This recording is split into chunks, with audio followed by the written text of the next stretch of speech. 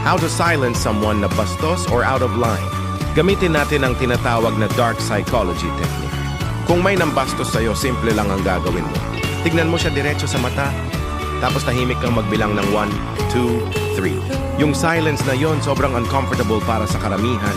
Doon siya magdadalawang isip kung tama ba yung ginawa niya sa'yo. Ganito mo ipapakita na hindi ka natatakot. At madalas, siya pa mismo ang unang iiwas ng tingin. Bakit? Kasi ang matagal na titig madalas nakikita bilang challenge or threat. At karamihan ng tao hindi tatagal yan. Kapag nagawa mo ito, kahit wala ka pang sinasabi, magiging uneasy na siya buong araw. At malamang hindi ka na ulit guguluhin. Pero kung seryoso ka talagang matuto ng dark psychology, basahin mo ang 48 Laws of Power.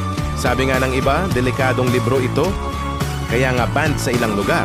Pero kung kaya mong i-handle, magiging weapon mo siya sa totoong buhay. Kung interesado ka pa sa ganitong tips, follow mo ako.